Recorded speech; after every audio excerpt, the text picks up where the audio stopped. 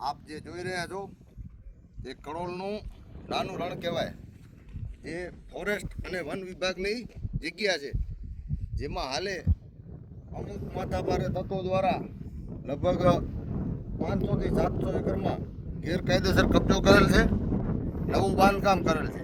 જે હાઈકોર્ટનો હુકમ છે એનું કોર્ટ ઓફ કન્ટેન્ટ કરેલ છે.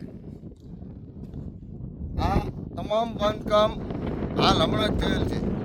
આપ ગૂગલ મેપમાં જોશો તો પણ આ બાંધકામ ક્યાંય દેખાશે નહીં, પહેલાંના 2023 કે 22નામાં. ત્યારબાદ નવું બાંધકામ થયેલ છે. આ એટલે ફોરેસ્ટ અધિકારીઓ આમાં ક્યાંક ને ક્યાંક મિલીભગત છે, તેમજ આ કડોલના રણમાં ખાસ તો જીબીના અધિકારીઓની ખાસ મિલીભગત છે. કેમ કે ફોરેસ્ટની જે જમીન આવે એના ઉપર કોઈ પણ વસ્તુ અત્યારે કામગીરી કરવી હોય તો એની પરમિશન લેવી પડે છે. અને આપ અહીંયા જોઈ રહ્યા છો કે લાઇટના થાંભલા, સોલર પ્લેટું એમને એમ લાગેલ છે. તો આની કોઈ પરમિશન લીધેલ હોય જીબીના અધિકારી દ્વારા તો એમની અમે જાહેર માહિતી માંગશું. અને ત્યારબાદ આ જે નવું બાંધકામ થયેલ છે તેના ઉપર લેન્ડ ગ્રાબિંગ થાય એવી કચ્છ કલેક્ટરશ્રીને અમે રજૂઆત કરશું.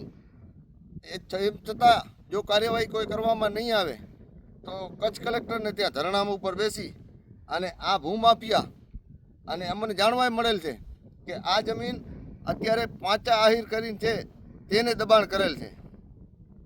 તો આ પાંચાનું સામ્રાજ્ય એટલું છે અહીંયા કડોલમાં કે ગૌચરથી કરી અને વન વિભાગની તમામ જમીનો ઉપર એને દબાણ કરેલ છે. છતાં તંત્ર એની પાસે લાચાર છે અને કોઈ કાર્યવાહી કરતું નથી.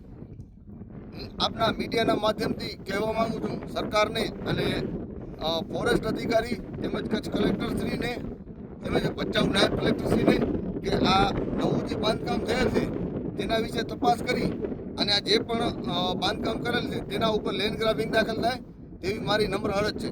જય ભીમ.